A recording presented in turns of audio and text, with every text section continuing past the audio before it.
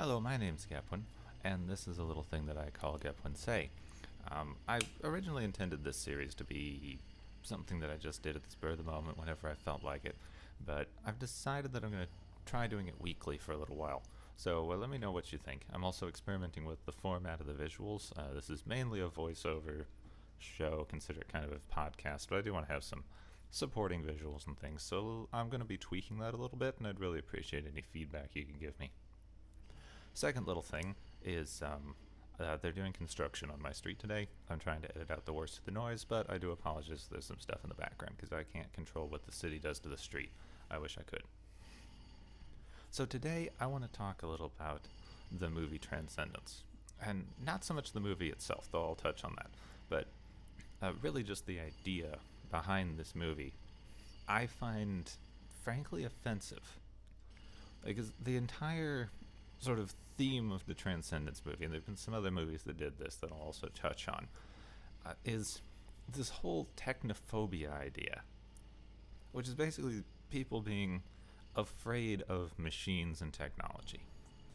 And that's just this terrible, terrible idea to me, and it's had such a huge theme over the last few years. And I understand why. Technology is advancing at a staggering pace. We are more than doubling our technological strength every year. Okay, this is a huge advancement. It's the fastest technological growth humans have ever had in our entire history, and it's thanks almost entirely to the invention of the microchip and the small computing components that we use today.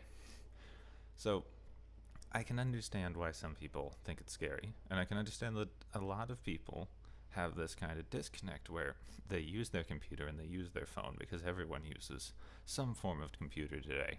And a lot of people don't understand how it works, even in the slightest. They have some vague idea that it has to do with ones and zeros, and that's where it stops for a lot of people.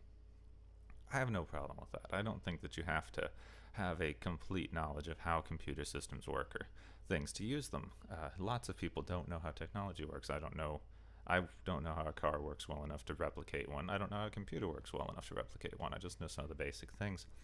Just don't fear what you don't understand. This is a very common problem with humans, and they fear anything that they don't understand on a base level. But technophobia in particular is just weirdly offensive to me because here's how I think of it. Humans have always been reliant on technology. People like to talk about modern times. Now we're completely reliant on technology, and if all of our, technology went away, we'd be completely screwed. But they don't mean technology; they mean computers. And if you're afraid that we're too dependent on computers, then say that. If you're afraid we're too dependent on electricity, say that. Don't say that we're dependent on technology because if all the computers stopped working tomorrow and all the electricity and gas and whatever stopped working, like that silly Revolution TV show where all the electricity stopped working for no reason. I won't even go into how silly that is. But if all of our so-called modern technology stopped working, we'd still be using technology. It would just be technology from a few hundred years ago before they'd invented electricity. And that's still technology. All right? Humans have always used technology. It is our mastery of tools and our ability to create technology that is our sole evolutionary advantage. That is the only reason humans have become a successful species. We have worse stamina than most species. Well, that's not true. We have better stamina than a lot of species. I misspoke. I apologize. Stamina is our other advantage, but we are using that less and less. But we have less strength than a lot of species. We have worse defenses than a lot of species. We're not as fast as most species. The really only advantage we have is our ability to use technology. All right, be that cooking, be that creating plows, be that anything. Now the plow has been used for thousands of years. No one thinks a plow is a bad idea. If you told people we're too reliant on the plow, which we are, in fact, even modern technology, modern farming technology still uses a version of the old bladed plow. If you told people that we were too dependent on the plow, they'd think you're insane. And I look at people that way when they say we're too dependent on computers. Now, there's also this idea that computers are going to take over. Now, I will give you 5 seconds with anyone who's ever tried to program a computer to tell you why that won't work. I'm not a computer programmer. I've dabbled in it a little bit, but I don't do it for my job. Um, and I can tell you, computers are some of the stupidest things on the face of this earth. If you want to think of it from a purely intelligent standpoint, computers are completely dumb. All right? Computers are good at one thing, and one thing only. They're good at doing math. They can crunch numbers efficiently and quickly, and that is it. And we've been able to turn that into a huge range of things, graphical, video games working for us, etc. But all the computer can ever do is crunch numbers. All right, the other thing with computers, and the way that we've changed up the way that it crunches numbers so we can write computer programs, is if you're writing computer programs, a computer will only do what you tell it. It will do exactly what you tell it. It will do only what you tell it. All right, now there's this whole idea, and Transcendence in the movie is about this event called the singularity, which, for those who aren't aware, it's the point at which computer technology gets advanced enough that it is able to take over its own functionality from us. All right, now this is something we should think about because current estimates I'm seeing should say that with the current rate of technological progression, we should hit a singularity event sometime in the 2080s. So it's not as far off as people might think. But this whole singularity idea is kind of an artificial intelligence. People are talking about it that way. It's misrepresented a lot of times. It's actually the idea that you can make a very simple computer or machine that would be able to make a more complex version of itself and then eventually evolve something that is beyond the scope of what we're capable of making now. But let's just call it artificial intelligence. Artificial intelligence is something that's been brought up a huge amount in movies and science fiction. And I'm going to talk about a few of those and how they handled it a lot better than Transcendence did. So the entire fear is that we'll create an artificially intelligent machine, or just a computer program, and it will dislike humans and take over from us. Now, I don't see why an artificial intelligence would do that. First off, let's look at why animals in the wild attack each other. All animals, including humans, and all the wars we've ever had, have been over resource management. All right, animals kill other animals either because they want to eat them, in that case using them as resources, or because those animals are a direct competition to that animal's resources. That's usually why humans attack each other. We don't generally eat other humans anymore. So we attack other groups of humans because they have resources that we do not, and we want to use those resources.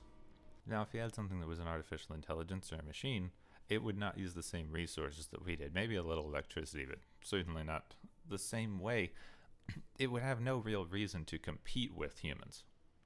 Now, the thing that's usually put forth in shows and movies and things is that humans are afraid of it and they try to kill it. Which, one, we created the dang thing. All right, humans are often afraid of what they create, but I don't think there would be an all-out war like people say. But also, if we have something that powerful that is able to wipe us off the face of the earth very easily, we wouldn't be a big enough threat to it for it to want to spend the time and energy wiping us out. All right, I just don't see it happening. The other thing is, people should be able to control their technology, which is what I'm going to talk about with some of the other science fiction things that have dealt with this same issue. Now, first up is Isaac Asimov, who should be instantly familiar to anyone who likes science fiction. If you're not, he was a writer, wrote a huge number of science fiction stories, and he is basically the inventor of what we think of as robots and artificial intelligence. He is in fact credited with the term robotics. He invented it, the term positronic, and the very idea of artificially intelligent machines. That was his brainchild. He wrote all the original stories. He wrote everything to do with them. All other work based on artificially intelligent machines is based on Isaac Asimov's work, right? So Isaac Asimov had this idea that if you're going to create artificially intelligent machines, you should give them a set of rules by which they have to live. And one of the things that you put in that set of rules is that they cannot hurt people. All right? There's the 3 laws of robotics, which you can look up anywhere. I'm not going to repeat them here. I think it's silly when people list them off, but the first law of robotics, the most important thing that is programmed into these artificially intelligent machines that Asimov, not Amazon, I'm sure they'll have them soon. Sorry for the little stumble. The first thing that Asimov wrote that these machines couldn't do was hurt humans. It is hardwired into them. The very act of trying to think about harming a human creates a feedback loop in their brain that destroys it. All right, it is a hardwired part of their technology that they cannot circumvent.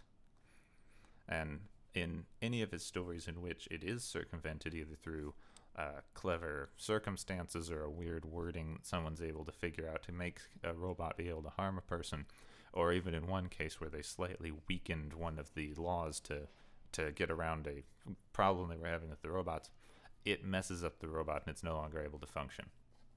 All right, the second the robot can even conceive of harming a person, its brain shuts down. Now, this seems like a very, very logical failsafe to put into our machines, but it's barely even talked about in science fiction anymore. So let's look at the next step from that, which was Terminator.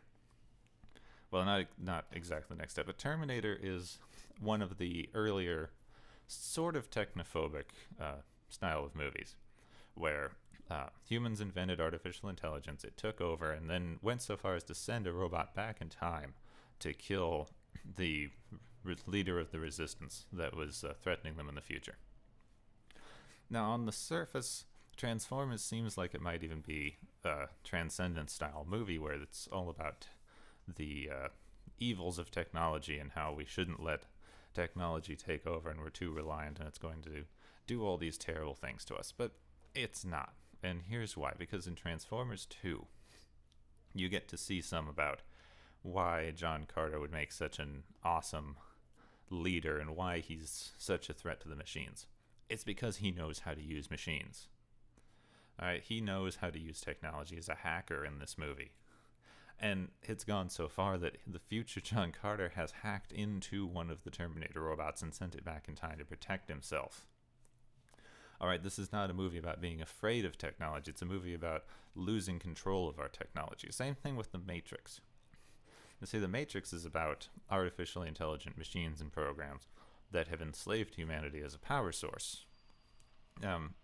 This is less a technophobic movie and more sort of in the vein of a Philip K. Dick story, who did Do Androids Dream of Electric Sheep, which you might know more better as Blade Runner. He liked to explore this whole concept of how do we know that we exist and how do we know we are real, sort of a very Descartesian philosophy to virtual reality and artificial intelligence. Is if you make a machine think it's human, why isn't it human? That sort of vein. So The Matrix very much explores that style of thing, of how do we know what is reality. But the sort of subplot to that is the technological takeover. And did the humans in this story completely give up technology in hopes of it not happening? No, they embrace technology. They use technology. Again, it's a movie about hackers being the dominant force, which seems very common in these 90s movies. But it's about hackers taking over. In the end of the first Matrix, the next two got a little weird, but Neo is able to completely control the machine world because a human mind is always superior to that of a machine. Because humans created these concepts in this world originally. Humans are the ones who invented these machines. Humans are the ones who created this technology. So humans, given enough time and given enough understanding, can control it. That's what we should be taking from these things.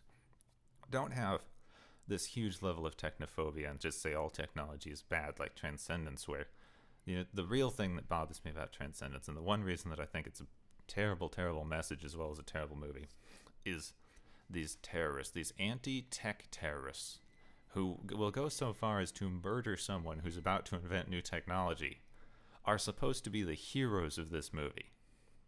All right, that's what bothers me. That this level of technophobia is supposed to be a heroic trait. Don't have a straight blanket level of technophobia. Don't say all technology is bad. Say uncontrolled technology is bad. That's what the good science fiction has done. That's what the good things looking at the growing of technology have done. They say, if we lose control of our technology, this might happen. But if we maintain control, if we're able to regain control, if we can keep control of our technology, we can use it, we can better ourselves, we can use it to succeed.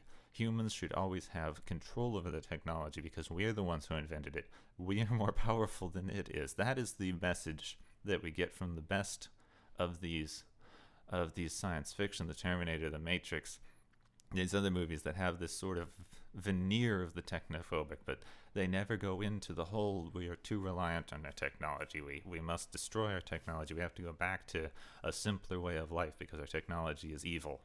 No, it is, we must control our technology, and I think that's what we need to take away from these things. Technology isn't evil. Like any other thing humans have made, like any science, like any religion even, it can be used to do good things and it can be used to do bad things, and we have to control it to make sure that it's not used to do the bad things. But that is all. We don't have to get rid of, we don't have to assume, we don't have to go back to old technology. Remember, the one thing I want you to take away from this, the one thing that I want you to remember is that humans need technology. Humans and technology are one. We don't need cyborgs, we don't need anything else. Humans are technology because technology and the ability to make technology is the only thing that has let humans advance as far as we have. It is the only thing that gives us our evolutionary advantage over other animals. It is the only reason we are the dominant form of life on this planet. Alright, so that's my point here. And also, Transcendence is a terrible movie. Don't bother. Thank you so much for listening. I think I'm going to turn this opinion piece thing into my Wednesday show, so I'm very curious what you think about both it and any of the issues I talk about. Very happy to respond to anything that you have to say in the comments. And I do hope you enjoyed. I'm Gepwin. I'll see you soon.